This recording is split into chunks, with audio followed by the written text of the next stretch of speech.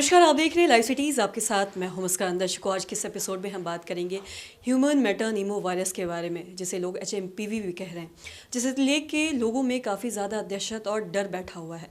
हम जानते हैं कि ये भी कोरोना की तरह बहुत तेज़ी से फैल रहा है।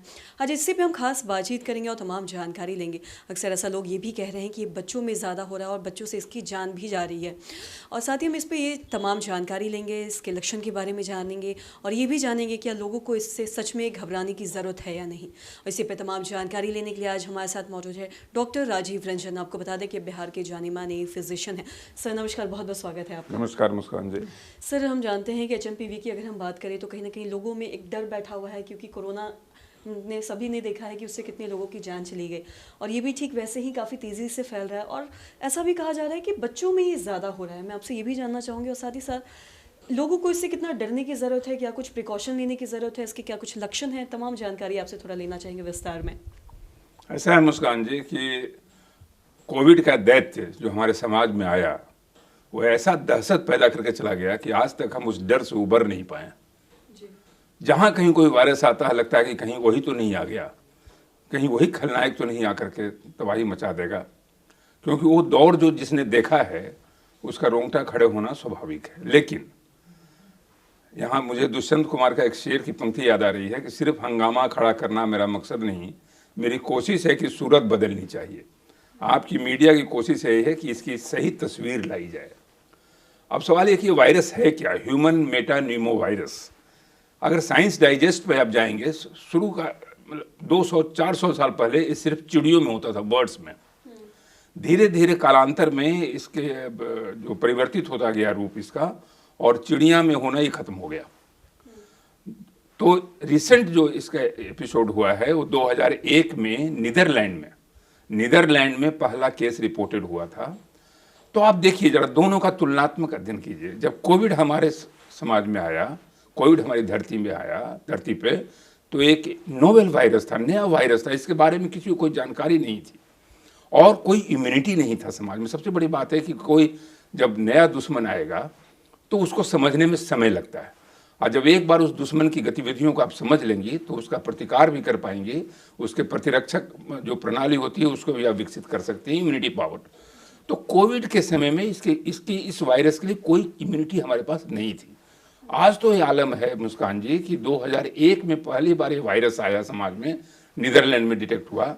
उसके बाद से भारतवर्ष में भी हर साल ये इन्फेक्शन आता है, और ये नॉर्मल, जैसे आप एक कोल्ड का इन्फेक्शन है, रेस्पिरेटरी सिंसाइटियल वायरस कहते हैं, चाहे इन्फ्लुएंजा वायरस है, ये कॉमन कोल्ड की तरह का ही ये वायरस है जो हर साल आता रहा है। लेकिन चूंकि अंतर यही है, चूंकि कोविड के बाद आया है, इसलिए हमें ज़्यादा दहशत पैदा कर रहा है।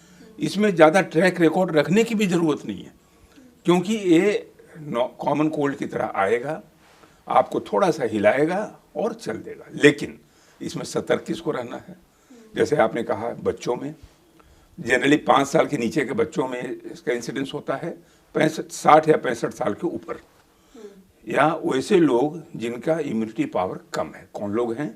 जैसे डायबिटीज़ है, किडनी फेलियर है, चाहे कैंसर है जिनको हो चुका है। तो ये जो वर्ग है इसमें इम्यूनिटी पावर चूँकि कम होता है, नया नया बच्चा जन्म लेके खड़ा हुआ, उसका जो प्रतिरक्षा तंत्र है उसको विकसित होने में समय लगता है। इसलिए ये वायरस, कोई भी वायरस जाएगा तो थोड़ा सा दहशत पैदा करेगा, थोड़ा सा अंदर भूचाल पैदा करेगा। लेकिन यंग एडल्ट को भी ये इन्फेक्शन होता है, किसी को भी हो सकता है, किसी एज ग्रुप में हो सकता है। लेकिन चूंकि उसके अंदर की प्रतिकार की जो क्षमता इतनी ज़बरदस्त है, इम्यूनिटी पावर इतनी ज़बरदस्त है कि उसे कुछ कर नहीं पाएगा। तो हाँ, लेकिन बच्चों में सतर्क इसलिए रहना है, 65 साल के ऊपर इसलिए रहना है, क्योंकि जैसा मैंने कहा कि इम्यूनिटी अगर कम है तो ये इन्फेक्शन नॉर्मली लोकलाइज्ड होता है, नाक, गले, जो नॉर्मल कोविड का इन्फेक्शन का जो सिम्टम था, यानी सर्दी का होना, नाक बंद हो जाना, गले में खराश होना, बुखार का होना। सर, जैसे कोविड में अक्सर ये कहा जाता था मास्क पहन के रहना है, तो क्या इसमें भी लोगों को मास्क पहन के रहने की ज़रूरत है? तो ऐसा है मुस्कान, जो मैं कह रहा था कि ये जो नाक वाला इन्फेक्शन है 5 to 10% केस में ये आपके लंग्स में चला जाता है, वो खतरनाक होता है, जिसको निमोनिया कहते हैं। तो ब्रोंकियोलाइटिस हो सकता है, यानी जो सांस की नली है जो छोटा ब्रोंकियोल है उसमें इन्फेक्शन हो जाएगा, ब्रोंकाइटिस, ब्रोंकियोलाइटिस, लंग्स इन्फेक्शन, लेकिन ये 5 to 10% केस में। उससे बचाव के लिए जरूरी है जनरल बचाव, जो आपने कहा कि कैसे बचाव कर सकते हैं इसका, तो बचाव का सिंपल फॉर्मूला वही है जो हम लोग बचाव की जिन गतिविधियों को हम लोग देखे हुए हैं, जिसको हम लोग आजमाए हुए हैं, जो आजमाया हुआ नुस्खा है कोविड के समय में, बचाव वही है, वायरस वही है। वायरस की जो ट्रांसमिशन है, इसका भी ट्रांसमिशन आप समझिए कि जब एक वायरस आपके छींक से निकला, चाहे खांसी से निकला, तो वो 6 घंटा तक जिंदा रह सकता है, 5 से 6 घंटा। लेकिन अगर टेम्परेचर आपके यहाँ कम है, अगर 4 डिग्री टेम्परेचर हो गया वातावरण में, तो ये 8 से 10 घंटा तक भी जीवित रह सकता है। तो मान लीजिए वो खांसा टेबल पे आ गया, खांसा वो सामने आ गया, तो जब आदमी सामने बैठा हुआ है, बच्चा सामने बैठा हुआ है, वृद्ध बैठे हुए हैं, और कोई व्यक्ति जिसको ये इन्फेक्शन लगा हो अगर खांस दिया तो उसको हो जाएगा, तो मास्क पहनना है। जिनको हो चुका उनको मास्क पहनना है ताकि सामने वाले को नहीं लगे। अगर सामने जो बैठे हो उनको मास्क पहनना है ताकि सामने वाले का इन्फेक्शन उनको न लग जाए। और सोशल डिस्टेंसिंग जो उस समय भी था, थोड़ा दूरी बना के रखना, हाथों का रेगुलर वॉशिंग करना, एवरी घंटे आधे घंटे में आप एक अच्छे साबुन से आप 15 से 20 मिनट, 15 से 20 सेकंड सॉरी, वो आप हाथ को साफ कर लें। और हाथ को साफ करके और आँख को, नाक को, मुंह को जब भी छुएं तो आप ज़रा सतर्कता से छुएं, बिना हाथ को धोए हुए कभी भी हाथ को टच न करें इन चीज़ों में, क्योंकि ये वायरस का इन्फेक्शन उसमें जा सकता है। तो ये सारे सतर्कता अगर आप रखेंगे, बहुत ज़्यादा एचएमपीवी में सर्वेलेंस की ज़रूरत नहीं है, लेकिन सतर्क तो रहना है। ट्रैक रिकॉर्ड रखने की अभी ज़रूरत नहीं लगती है कि कितना केस आया, वहाँ केस आया, ये फैलेगा, खुद ब खुद चला जाएगा। लेकिन सतर्क इसलिए रहना है ताकि ये इस संचारित नहीं हो पाए, ज़्यादा प्रसार नहीं हो पाए।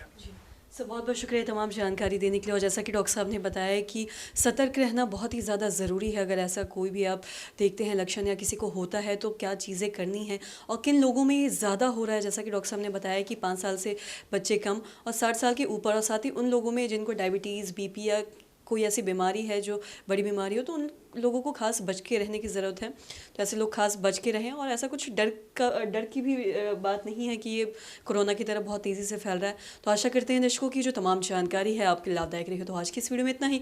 अगर आपने अब तक हमारे चैनल को सब्सक्राइब नहीं किया तो तुरंत कर ले, साथ ही हमारे फेसबुक पेज को लाइक करें। वीडियो देखने के लिए आपका धन्यवाद।